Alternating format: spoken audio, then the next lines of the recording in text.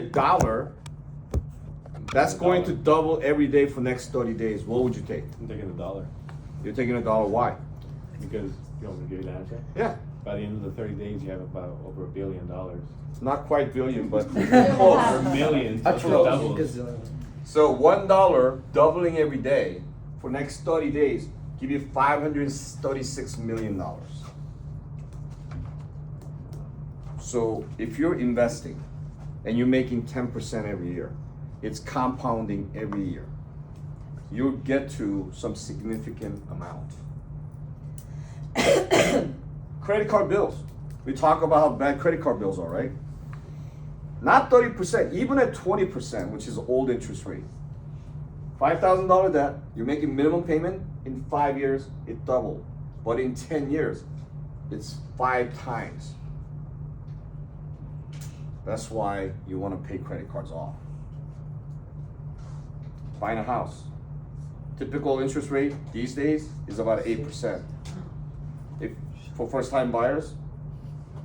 So 8%, and you're buying a $300,000 house. In 30 years, you're paying close to $3 million for that house.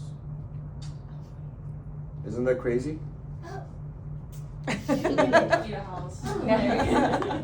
So you know what I did? Rent sounds good right now. Huh? Yeah, right? I paid the house off in 5 years. How? Every bonus I got, every tax return I got, I put it towards the house. And the cool thing about the mortgage is if you pay principal off, your interest goes down too, rapidly. So some people say, well, why don't you take that money and put it into the market, invest? Well, the market has risk. It goes up and down. But if you put it towards house, your significant payment, right? We talked about the budget. One of the biggest payment that you make every month is your mortgage. Even if you add $100 a month to that payment, it's a significant difference. If you pay $100 more, instead of going 30 years, you could pay off in maybe 25 years. Yeah. And look at the 25. Now you're paying 1.9 versus close to $3 million. Pretty significant. So credit cards, paid off. Investment, try to make as much as possible. So there are some investment tools that we can look at. There's direct investment and there's indirect investment. Direct investment is things that you can buy. And then indirect investment is for private investors. So you look at stock, bonds, real estate, savings, CD, money market, commodities like gold, oil, silver, and then crypto. Those all consider public investment. And then you have an indirect, which is like hedge funds, private REIT. It's a real estate investment, venture capital, leverage buyouts. Those are all done at an institutional level. So it has to be invite only. Do you guys know the difference between ETFs and mutual funds and these different terminologies? So I have actually glossary in the back that talks about 20 different financial terms. We can go over those too if you would like. But the best way to really start investing is simple. Any stocks any companies that you use on a daily basis that you like, you can buy stocks. So for example, what phones do you have? You can buy Apple stocks, right? You like to go to Disneyland? Buy Disney stocks. You like Verizon service or AT&T? Buy those stocks. You drive Toyota? Buy that stock. Like the simple stuff that you guys use on a daily basis, you can buy shares.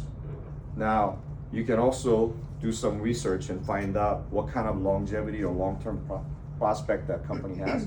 But if you want to keep it simple and easy, everyday items are a good way to start. And ETFs or mutual funds. Yeah, Were you mutual funds are, Can you explain what ETFs are? I know you're gonna get to it, but. so, yeah, Oh, ETFs. sorry, I didn't realize that was the next slide. Okay. Just keep moving forward. Ignore Yeah. me. We can talk about ETFs too, but ETF is like pulling similar stocks. So I want to buy oil stocks. Well, instead of buying individual oil stocks like British Petroleum, Chevron, Exxon, Marathon, there's ETF, which is a fund that pulls all those together. So I want to buy oil ETF. Well, instead of worrying about what stock's going to take off, it kind of averages it out. And there's two really good things. So the averaging out is good because it will diversify your risk factors. So if one company goes under, you know, you're not at risk for losing all of your money, right? The other good thing is you have professional portfolio managers who are actually doing the research for you, you know, reviewing the stock. They're actively trading in and out of those companies. So they're basically bundling that service for people like us. Right. I have a question. What's the difference between an ETF fund and an index fund? So index fund is looking at the different indices, right? So there is Dow Jones, there's S&P, which is collection of small companies. There is NASDAQ, which is high-tech companies. So if you have a spider, which is S&P, you can pick a certain entry point, and then if it goes up or down, this is how you gain or lose. There's also, when you get into deeper stock discussion, there's options that you can buy. There's call options and put options, which means you're kind of guessing that it's gonna go up or it's gonna go down. It's kind of risky, very risky, because if you miss it, then you lose it all. And then there's cover calls, and it gets very extensive, but the key is starting. Because if you don't start, then you'll never know. And like I said, the time is on your side. You're young. So even if you save $100 a month, that is gonna be bigger than if you're trying to save $1,000 a month when you're 30 years old. Because you can never make up that time. So somebody asked about 401k. Good. So 401k is actually company-sponsored tax-deferred investment tool. If you start working for a company that offers 401k, you have to participate. Some companies actually match your investment up to 6%, right? And then some companies give you various different benefits, but you want to participate in 401k. There's the additional benefit of it's tax deferred. So if you're putting 401k money from your gross income, you're only paying taxes on the money you're not putting into your 401k. Does everybody understand that? Yeah. It's Okay. right here. So let's say you make $75,000. You put $5,000 into 401k. Now you're only paying tax on $70,000, not $75,000. Plus you're getting an additional probably $2,500 from your firm, right? Or whatever the number is. Depends. Some companies offer, some don't. So So would it be better to do a 401k or a Roth or? we're gonna I talk about that as well. Okay. So they have different benefits. You mentioned a 6% match, so like, you know, it kind of varies on companies. In that example, would they match 6% of the 5,000 that you invested? Yeah. Mhm. Okay. Yeah. There's a Some- limit though. yeah. Up to a certain limit. You can go beyond certain dollar amount, but yeah. Any questions there? So it's tax deferred. You could actually take out a loan against that, 50%. I'll answer that question. So let's say that you start building 401k portfolio and you have about $50,000 and you're really strapped for cash. You take out half of it, $25,000, and you pay yourself. That's a loan to yourself. So you pay 8% interest to yourself versus to the bank or somebody else. But you pay taxes on that, right? Or is it? You don't pay tax. No. No. You take it The out. it's a loan. Oh, the loans. Yeah, it's a loan. Yes, Do you? Oh my goodness, so sorry. that's okay. Do you pay like how much amount you want to take out? You can select the percentage. So they'll tell you, and then once you reach that maximum annual contribution rate, it stops. So if you want to have a high first couple of years, a couple of months out of the year, I want to pay this into it. Then after that, you'll just get regular pay because it maxed out at the limit. Yes. So you said it's company sponsored. If you move companies or you get laid off, is it like a shared like thing? So that 401k turns into IRA. individual retirement plan, which is what we're gonna talk about. Well, and some companies will allow you to roll over your 401k. I'm sorry. A lot of companies will allow you to roll over your 401k. Okay, that's what I So was yeah, so like let's just say you have MGM's 401k and then you come and you work for another organization, you just roll it into either your IRA or your other 401k. So there's traditional IRA and then there's Roth IRA. The difference is one is pre-tax and one is post-tax. What does that mean? Quite simply, like 401k, you're paying money before you pay tax on it. So if I'm contributing $7,000 to my traditional IRA, 75,000 minus 7, you're only paying tax on 68,000 bucks, right? But in case with Roth, you're actually taking money from 75, which you pay tax on it, whatever's left over, you start contributing to Roth. Here are the difference, okay? When you take money out after 30 or 35 years of working and you're retiring, you wanna take money out? Because it's tax deferred, whenever you take the money out, you have to pay tax. Whereas in Roth, you already pay tax on it. So you don't pay tax when you take it out. That's the key difference. I have Roth, just to make sure. Roth is good. Either one is good. It depends, actually, yeah, it but depends on how much you're making versus how much you're gonna be making later on your Yes. tax bracket. What about on the growth in those years? Would you be taxed on the growth that you wanna take out? Great question. I don't think so, right? No. 401k is the best way to save money. If you're not looking to save money as a down payment on a mortgage, then your 401k, if you have one with your company, is your best bet, or any of these options, because once it's in that vehicle, you're not paying capital gains. So capital gains, so when you buy and sell stock, depending on how long you keep that stock, you're gonna pay 15%, I think it is now, right? Or did it go up to That is 20? 20. 20%. If you hold it less than 2 years. Yeah, 1 year, I think. I think it's 2 years. Okay, so 20% versus 30% you're paying for your income tax. Yeah, So- whatever your tax bracket is. Exactly. Yeah. But if you hold it for more than that 2 year period, then, You pay less tax. yeah, exactly. On the capital gain.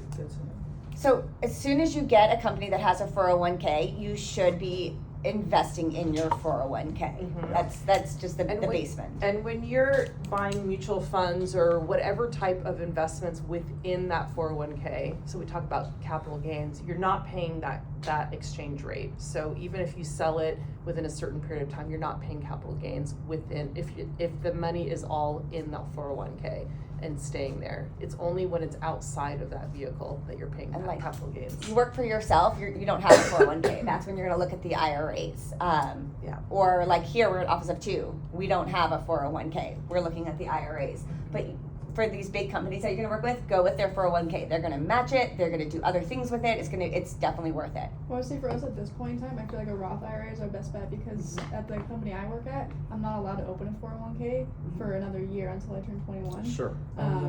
Which I think only two of us in the You room also are have a 21. vesting period too. Yeah. So they're not gonna let you open right away. They make you work for a while and make sure that you're a qualified employee before you can start participating in the 401k. Well, I got a benefits package after working there for like 3 months or so, but they were like, yeah, you're excluded from that part Because of the you're package. younger, yeah. Because of It's, the it's 9 months for me. Yeah, it varies by the company. Go ahead. Oh, no, go on. Oh, so the key thing is this too. Always remember with these type of investment, if you take the money out before your qualified age, which is 59 and a half, you're gonna not only pay tax on your income, but you also pay penalty, 10% early withdrawal penalty. So let's say you start making $50,000 a year, right? You're at maximum tax bracket, which is 37%, plus another 10%. Basically 50% of that money's gone. So you don't want to touch your retirement savings. Emergency, like true emergencies, and I wrote on here, what is a true emergency? It's not vacation. It's not you want to put an addition to your house, need new floors. Nope. It's, oh my God, I'm going to be out on the street bankrupt. Melissa, we don't have that on our. You don't have backs? Well, on my form, I'll get you guys some backs. This is something you have to earn. It's not Yeah, free. yeah. You guys have. She'll give it to you in 9 months. But yeah, it is not entertainment, non-essentials. This is a financial safety net. This is, oh my gosh, I spent my 6 months of my safety net. I still haven't found a job. That's why I'm going out of it. So during pandemic, actually people took out money without paying the early withdrawal penalty, but you still got taxed. There is things that you can spend your 401k without incurring the early withdrawal penalty. One is financial hardship. Second is if you're buying a house for the first time, you can actually take the money out to do that. But not all of it. Yeah, I think it's what, 10K is the limit, right? I think it's about 50%, no? I don't think so. Okay, but you can use that as a down payment. Yeah. Right? And then I think education is another one. If you're But you guys going don't back need to to do that. That's Yeah. right. Lucky you. And you Right. guys get why you would do the IRA, the Roth now? Mhm. It's because your tax bracket's super low. But when you're making that $250,000, that your tax bracket's super high. And so that's why you choose, I mean, there's lots of reasons, but that's one of the reasons why you have to pay attention to the two now. Yes.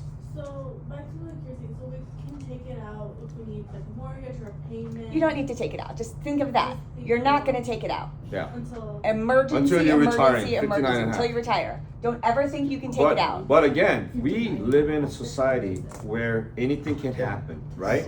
So if your rainy day funds run out and there's no way for you to sustain your lifestyle, your life, then you can take this out. Yeah, not your lifestyle, Yeah, exactly. but your basic needs. Yeah. Good So catch. not your lifestyle. No monkey portraits. Is it separate from a savings? Yes. I love my That's monkey a- portrait. I was That actually way, having yeah. this conversation with Ira before. Some people mistake like just putting money in as it will just invest on its own, but you actually have to invest that money Yeah. like into something. Is that So like, the difference too is traditional IRA, you can't buy, 401k, you can't buy stocks. You have to buy mutual funds. So there's different options that you can pick and choose from. Like BlackRock is one of them that a lot of people choose. But there is various options that you can pick and choose.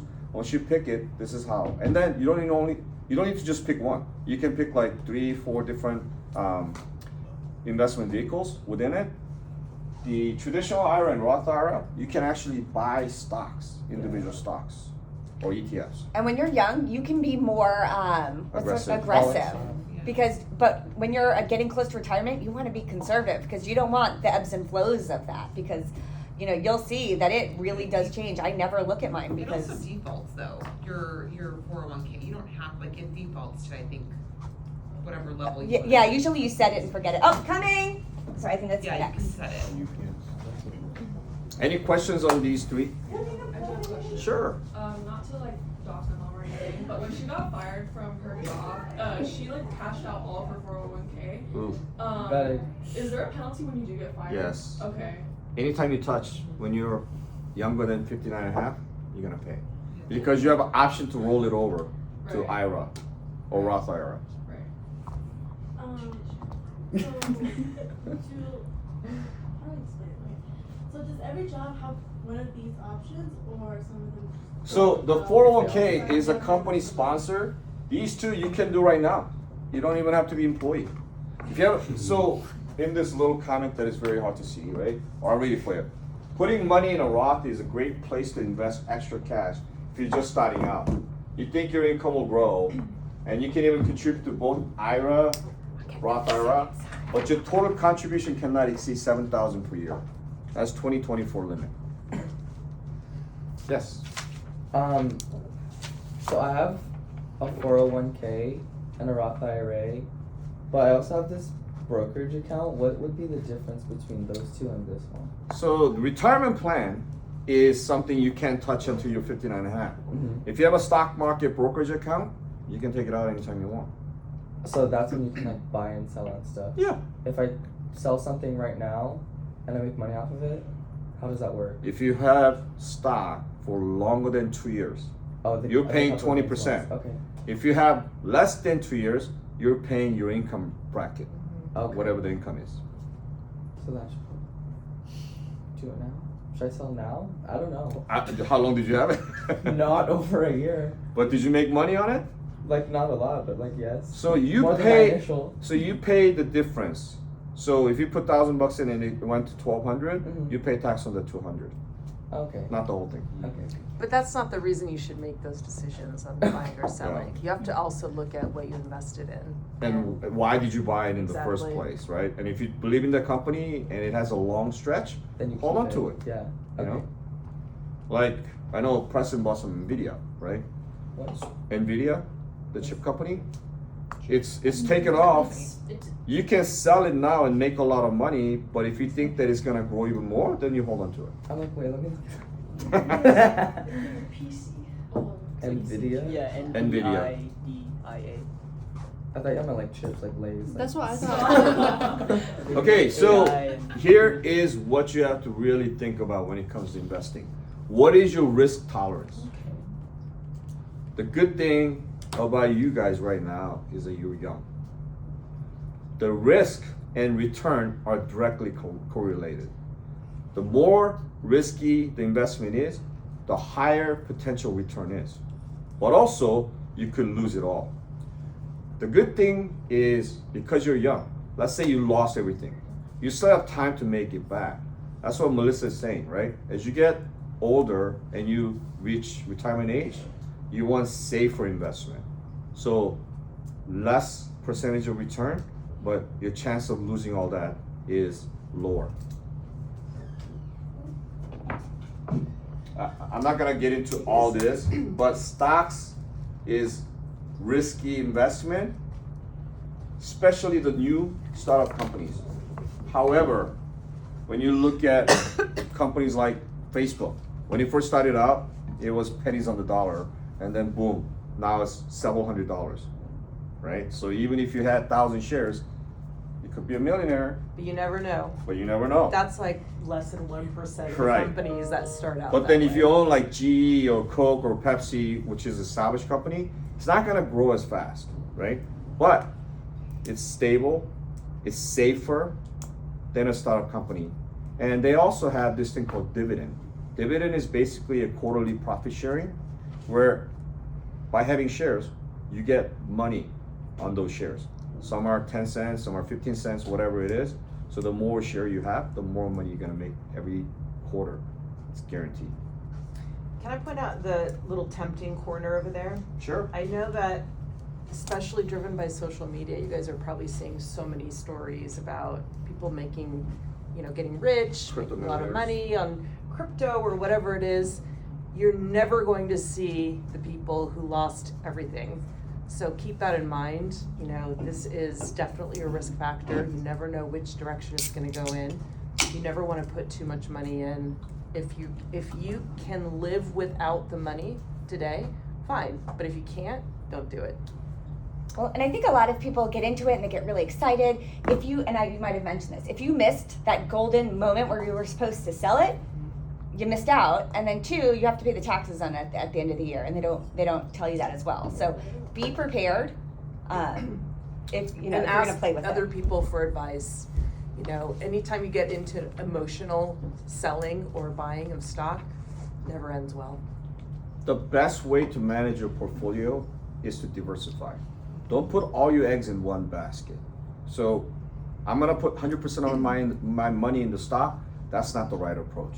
You want to spread your risks out. So maybe 30%, 40%, depending on your age.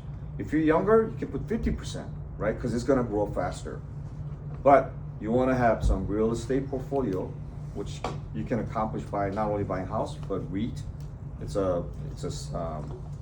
basically pulling money to invest in the real estate company. Or you can buy bonds, which grows at a much slower rate, but it's kind of stable because government bonds are backed by government. And then crypto, if you want to take some risk, maybe put 10%, 5% into crypto. But you want to spread out your risk so when one does take off and one comes down, at least you're averaging out to higher return than what you started with. And the best thing you have to remember is when you're doing your budget, you pay this first. You figure out what your income is. You figure out how much whether you're gonna hit the IRA or whatever minimum per year. You pay that, and then you figure out the rest of your expenses. Because otherwise, if you start to pay everything else first, and then you're like, all right, let me just put what I have left over to my investments, you'll never have anything left. You figure out what your investment is. If it's the 30%, the 10%, and you pay it. Yes, sir. Can you invest in a REIT or crypto through a brokerage? Yeah. Yeah, okay. I just never looked at it. Robinhood, Fidelity, I use Robinhood. Schwab, they all offer. Fidelity's great. You can do it online. You don't, you can manage your own money. I don't know about Merrill the Lynch. Yeah. there's I a lot use of Schwab, I brokers. love it, Yeah. but they're all They all have essentially- different preferences. Yeah, Is it- they all do the same thing. Okay, that's what I thought. Yeah, I use Vanguard. Yeah, Vanguard's that's great great. too. Same thing. Yeah. Okay. very reputable. And they have their own funds. They do. If The the, VOOP. Really There's proud of you. Vanguard You get a funds, you get a so- backside. if I don't you're, have to wait 9 months. No. if you're investing in their own Listen to us, funds, it's you're gonna gonna be paying less management fees. Okay, that makes sense. Yeah. Yeah, I use So the again- VOOP and the VTI and all that. Yeah. Higher the risk, higher the return. Just, you have to understand what your threshold of pain is. So where do you start? How do I invest? Well, let's take a look at some defensive and offensive strategy. Defensive is, first of all, you should not be investing if you have a high interest debt. Pay off all the credit cards. Don't start investing and make 5% when you're paying 30% on credit cards. It doesn't work out. Again, rainy day funds. Have emergency money set aside. Don't put that money into stock because you could lose it all. Put Can that everybody money in take a picture of his steps? Because I'm going to send this out, but I think you should have it on your phone. Okay. So you take out your phones, take a picture of this. What are you going to do first? You're not going to have debt. I want you guys to like set this, remember this, send it to 6 friends. It's like a chain letter. Otherwise, you get bad luck. Okay, is that a flip phone? Yeah. What? So That's new. that's foundation. You have to make sure that you're starting from the clean slate. Now, offensive, you want to participate in 401k if your company offers it. Don't let it go by. The free years, money. yeah, the year that you miss is year that you're never gonna get back. And then you want to save and invest, as we talked about it. 30% of your net needs to go to your savings, your investment. Does anyone have a savings account yet? And is it awesome? Do you, And my sir? question I didn't see your is- hand go up. I don't know. My Dad. question You're the is- finance guy. Oh, that's why he's here. I'm here to learn, get some knowledge. So I just want to make one point on these savings accounts. I'm so glad that you guys all have savings accounts. Right now, interest rates are very high, so keep in mind 8% on a mortgage. You're also going to get close to 5% if you put that cash in a CD. So it doesn't have to be sitting in cash in your account. You can actually put it into a CD. Yeah. Savings 3 not months, paying you a 6 lot. months, whatever. Yeah. Who here knows? Does everyone know what a CD is? No? Can we just explain really So quickly? certificate of deposit is way to save your money in specific term. You have a 3-month CD, you have 6-month CD, you have a year CD. Obviously, the longer term, higher interest rate, but that's money that you can lock in. And it's just forget like a about it. savings account. You just go into your bank. Usually you either have to go in or you call. Sometimes you can just move it over and you say, it'll say like, all right, if you let us use your money for 6 months, we'll give you 6% on it, rather than the 2% you might be getting in your savings account. May not even be 2%. Yeah, I know. It's less It's than- like- you It's get like a 20 cents 0.5, on right? it. Yeah. You get 1 cent. Yeah. That's really like Your a recommendation. So I buy CDs closed through it. my Charles Schwab account, because I have a cash account in there. And so if you're doing it through a brokerage company versus a bank it's the same thing, but you're gonna have options of different CDs from different institutions. Oh, okay. So it Nerd doesn't- wallet. Yeah. Nerd wallet. Write it down because That's if a you good don't one have as an well. account like that, you I just don't. look. You can compare rates, and you can move your CD with the best rates of what you're looking for. It's into your CD. Otherwise, you can go to your bank, but my bank was the lowest, so I moved it into a different account. Yes, ma'am. I feel like for people our age, we're scared to like put anything into new accounts, but I have a CD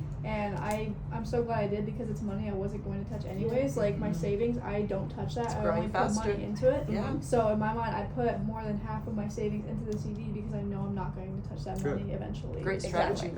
Yeah. And that's great for like not short or long, but that middle term planning. Like, hey, I might want to use that for a dishwasher. You guys will do something more fun, like a travel. I might want to. Dishwashers are hot commodities. But but you're not the 401k yet. So if you can put it to the 401k, you're going to make more money on it. But if you're still working on that rainy day fund, that's great for a CD because you can break your CD if you have to, and it's not going to be the end of the world. Well, I mean, you, some CDs actually charge penalty if you take out before, and then some CDs actually you lose the interest, right? But another way is money market fund. So money market is similar to CD in the interest rate, about 5%, but that you can take money out anytime. So that's another vehicle that you can utilize. But never keep your money in the savings, that's the worst. Think about it, So you're not losing making it. any money. If the cost of living increase is, and they say 3% a year, we all know it's way more than that lately. But if you're only making 1% and the cost of living is 3%, You're losing money. losing money. Yeah. That your money is losing value sitting in a savings Buying account. power. So it's called inflation, right? Every year, price goes up, price of goods. Gas is not what it was 10 years ago. Grocery store, right? The food is not the same. It's painful. Yeah. So let's say you have $100 today. It's not gonna be $100 10 years from now. It'll be $50. It'll be $40. So you have to outpace inflation. That means you You'll have to say to your earn. kids, when I was young, gas was only 91 cents. But no, guess I'm it's even it. worse than that. It was $4. Yeah. All right. So the future, obviously, everybody wants to be a homeowner here, I would assume, right? Yes. That means you want to save 20% because when you're buying a house and first-time buyer, if you don't put 20% down, they have this thing called PMI, private mortgage insurance. That means extra money that's going out that you don't need to pay. It could be $200-300 that you could save. So you want to save for 20%. And the 6-month rainy day fund together. Yeah. Because what's going to happen, and we've had other students here. I don't know if you guys remember Sol. She and her family were super excited. They had their 20% down. They bought a house. They had a leak, destroyed the house. Now they paid for that, but now they're eating out all the time. So that's even though they have insurance on the house and it was paying to fix the floors, and she was out of that house for 6 months. They now had to pay for all these extra expenses that they weren't planning on. Shut up. Yeah, so that's why we need a rainy day fund. So you buy that house, everything's gonna go wrong. It just happens. Yeah. I don't know if this is a good question. Is It's rainy day fund separate from your savings account, or is that your savings account? Well, it could You be have- both. Yeah. So you're gonna have short-term, like rainy, it is separate. And yes, it's both, but rainy day fund is, look at this, emergency fund. Anybody Something you who don't touch earned, normally. yeah, anybody who earned the second page, that's what your emergency fund is. Your savings account can be that you're saving to go to Cancun. It could be you're saving for a car. Your rainy day fund House, is yeah. 6 months of expenses. That's your mortgage, your car payment. You don't want to lose your car if you lose your job. You don't want to lose your cell phone. That's the emergency fund. Yeah. So I'm getting deployed, and that means I'm gonna unlock certain benefits of the military. One of that being the VA loan. Yep. If they offer 0% down, should I still put a down payment with them? No. Yeah, No. and Because your I did a interest VA is so loan. I can low. go over that Yeah. with you. Yeah, that's a great benefit that the military gets. I would maximize that. So don't put a down payment? You don't need to. You don't need to. You don't need to. I'll sit down Oh, with you and we is it- can go okay. over that because I did a VA loan. But put it like this: my interest rate is 2.01% because of want it. that. Yeah, I can never move We though. all want that. Yeah, I can never move. I am locked in Yeah. at the best rate I'll ever get in my life. But yeah, we can go over Arizona. that. I saw like a lot of people talking about now, like if you're just planning to have a significant other, no kids, some people recommend stay. Dink. Yeah. Double income. Double income, no kids. But would you like a lot of them are saying to live in an apartment instead because then you wouldn't have to worry about like if there's a leak because you're already paying for the maintenance fee.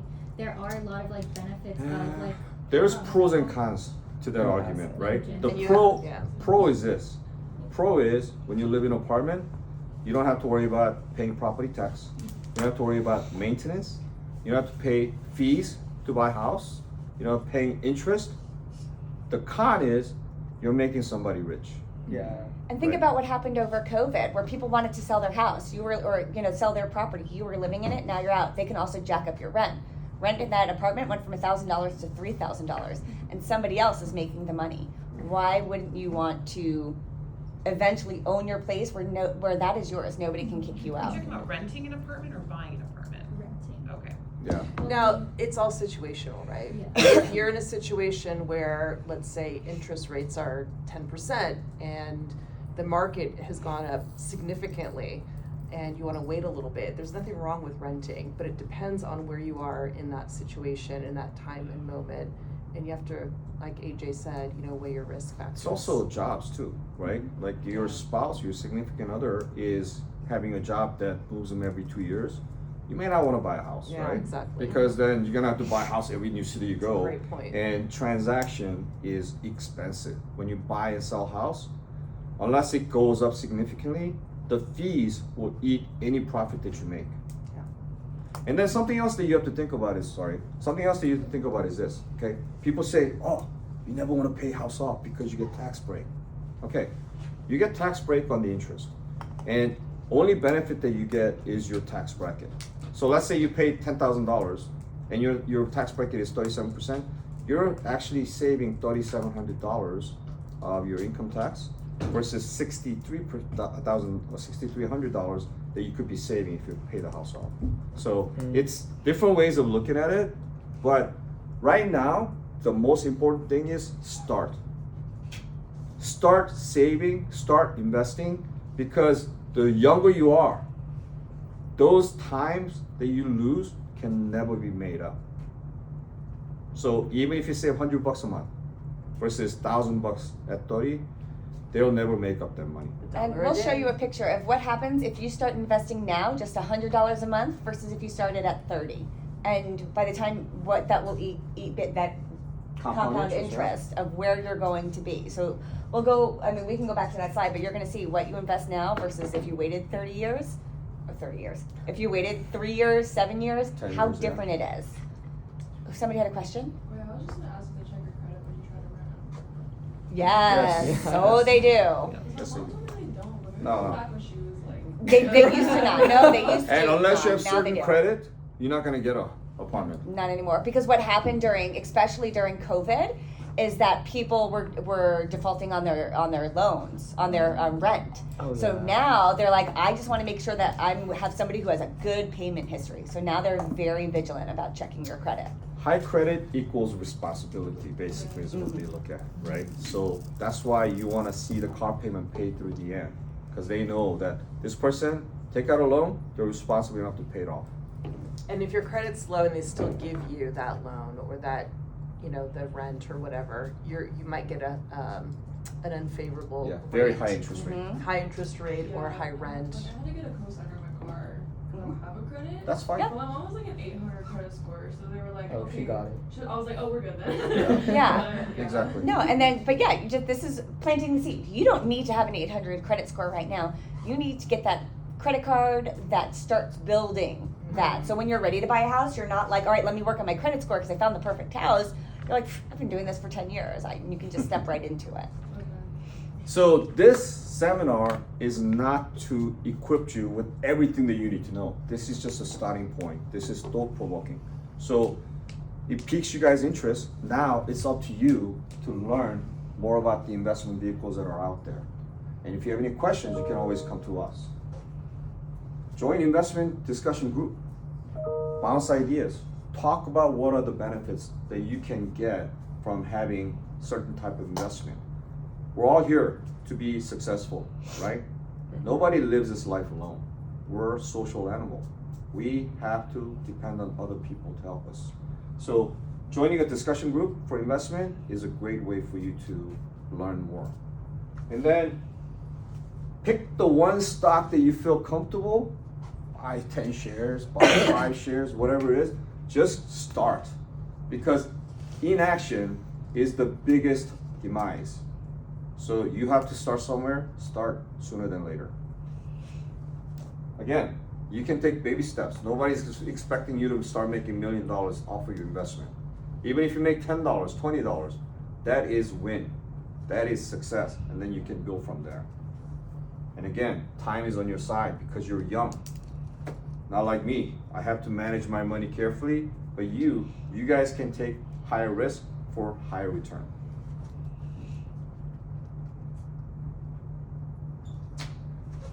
This one, we're gonna kind of save it, but we can talk about it really quick because this is your major investment, major purchase, buying a house. Again, we all talked about everybody aspiring to be a homeowner, right? So, PMI. If you can avoid it at all costs. That means you need to put 20% down.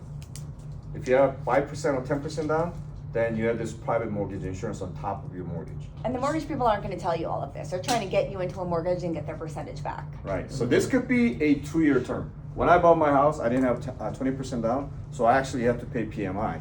And it was 2 years paying $280, and my mortgage was only $1,500. So that's pretty significant that you can save. What does PMI stand for? Private mortgage insurance. Yeah. So don't just go to one finance company and buy a house either. There are different services and programs that mortgage companies offer. So shop around. Find the best rate, best term. There's also this thing called points that you can spend to buy down the rate.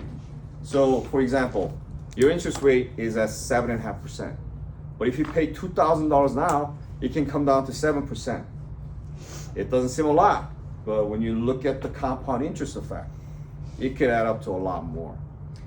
Let me interrupt you really quick. When we say shop for best mortgage rates, that doesn't mean let 10 different companies pull your credit.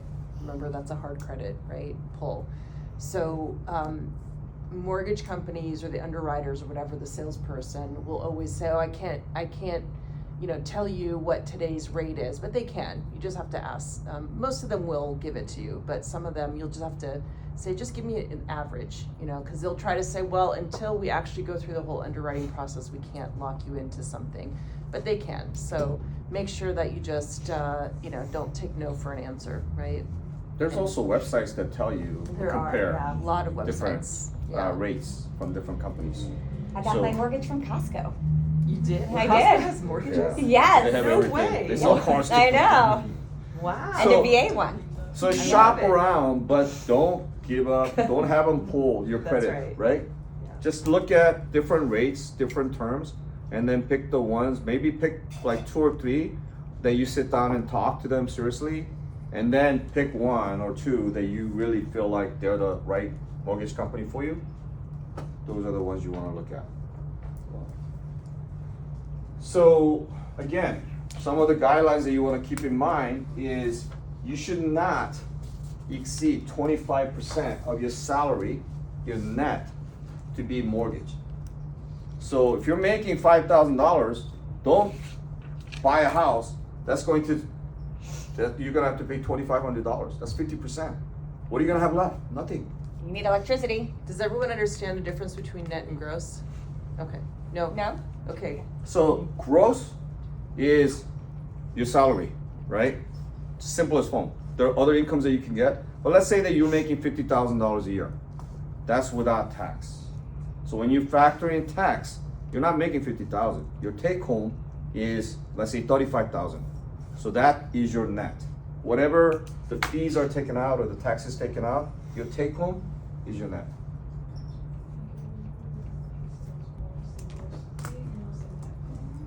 Yeah.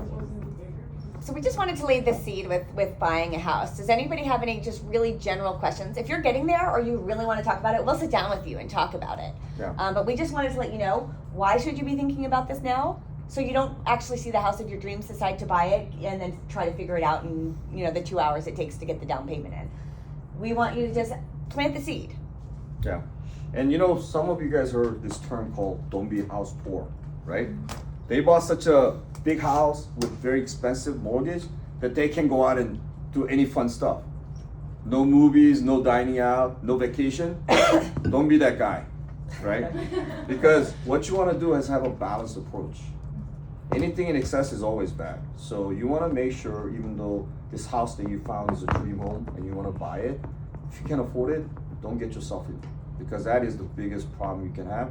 Not only would you lose that house if you can't make the payment, but it's going to impact your credit severely. And you're not gonna be happy. Yeah. So You know, an always empty buy house. something small. The good strategy to have when you're buying a house is buy a starter home that potentially you can rent out. So when you upgrade to a bigger house, you don't necessarily have to sell that house. You can use it as a rental property and then get into something bigger. And after 2 years too, you can move to a bigger house without having to pay capital gains.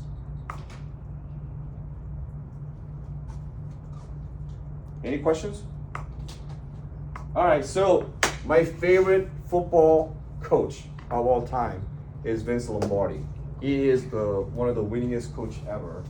And what he says is this, okay? Winning is not sometime things. It's all the time. You have to have a right mindset to be a winner. And it's a habit. If you start to win, then you win all aspects of life. So make sure that you become a winner. That means make sure you have an education. Make sure you're well versed in all the things that you want to get into. And nobody was born with knowing everything. We all have to learn. But it's the curious mind that helps you learn everything that you need to learn. And if you have questions, no questions are stupid. Always ask and be curious, because that'll help your life. Any questions? All right, I'm gonna actually hand out a few things. One, I'm just gonna give you a piece of paper, or you can write it on there. I want you to write a long-term goal and a short-term goal with whatever you've seen. And then I'm gonna actually pass one around, and what I want to ask you guys, financially, what is your definition of success? So whether it was growing up, whether it's now, mine was always to have a net worth of $1, because I own a house, I own